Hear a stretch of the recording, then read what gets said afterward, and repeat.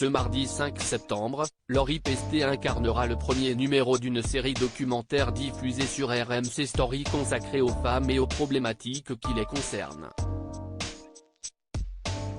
Une première pour elle. Laurie Pesté est souvent là où on ne l'attend pas. Le public l'a connue chanteuse, comédienne et plus récemment réalisatrice pour Demain nous appartient.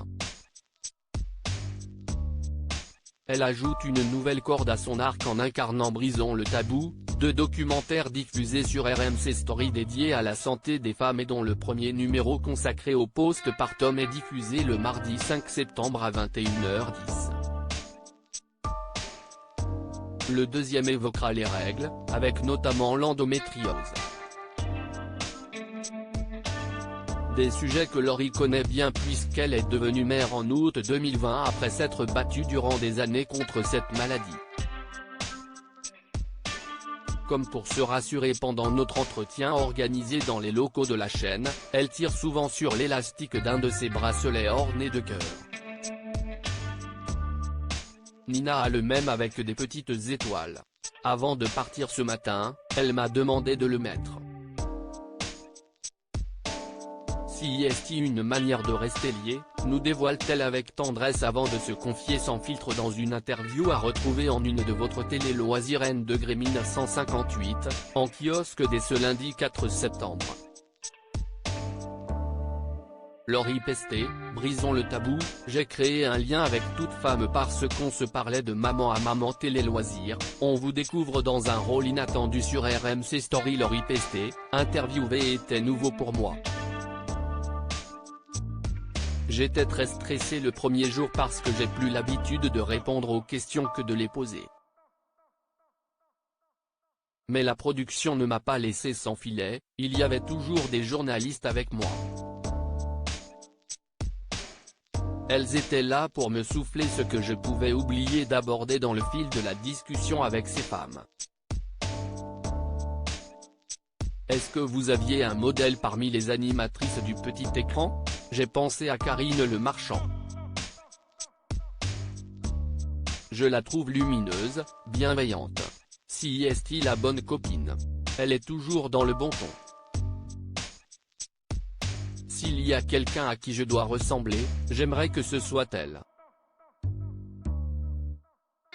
Est-ce qu'il y a un témoignage dans lequel vous vous êtes particulièrement reconnu ? J'ai créé un lien avec toutes les femmes parce qu'on se parlait de maman à maman.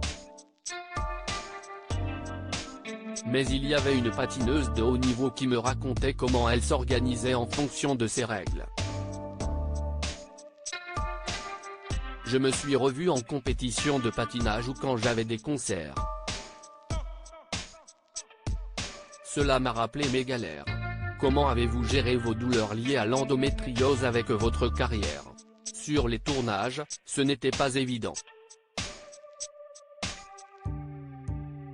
Je restais assise avec des bouillottes sur moi sans bouger pour me soulager.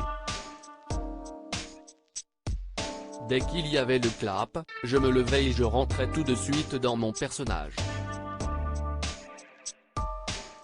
Et quand la séquence s'arrêtait, je reprenais ma bouillotte. J'étais un légume. Si est terrible mais, malheureusement, on s'habitue à la douleur.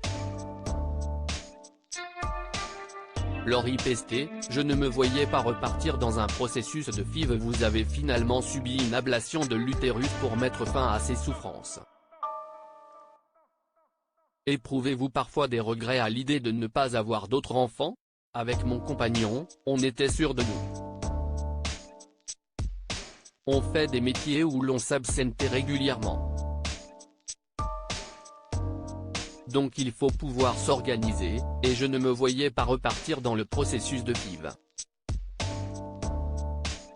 Mais quand je vais chercher Nina à la crèche, je vois comment elle donne le biberon au bébé et comment elle fait attention à eux. Alors, j'y pense et il y a un petit pincement au cœur parce que je me dis qu'elle n'aura jamais de petit frère ou de petite sœur. Vous parlez de Nina, mais vous êtes plus réservé sur votre amoureux. Pourquoi ce choix ? L'adage pour vivre heureux, vivons cachés est quand même pas mal vrai. On est de temps en temps dans la presse people avec mon compagnon et les enfants. Quand cela arrive, je suis hors de moi. J'ai envie de garder mon jardin secret. Mon compagnon n'est pas du tout connu et il n'a pas envie de l'être.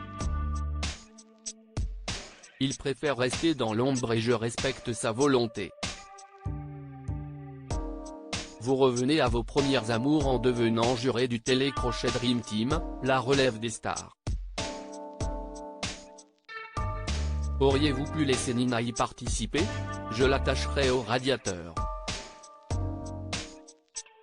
Elle rit, honnêtement, je ne sais pas du tout comment je réagirais. Mais cela pourrait arriver parce qu'elle chante et danse sans arrêt. En même temps, la compétition, si est bénéfique, elle permet de nous surpasser et de nous apprendre les valeurs de l'effort. Mais il faudra que Nina soit prête. Quoi qu'il arrive, je la soutiendrai dans ses choix. L'intégralité de cet entretien est à retrouver dans votre télé loisir N° 1958, en kiosque dès ce lundi 4 septembre. Télé Loisirs, numéro 1958, en kiosque ce lundi 4 septembre 2023. Télé Loisirs.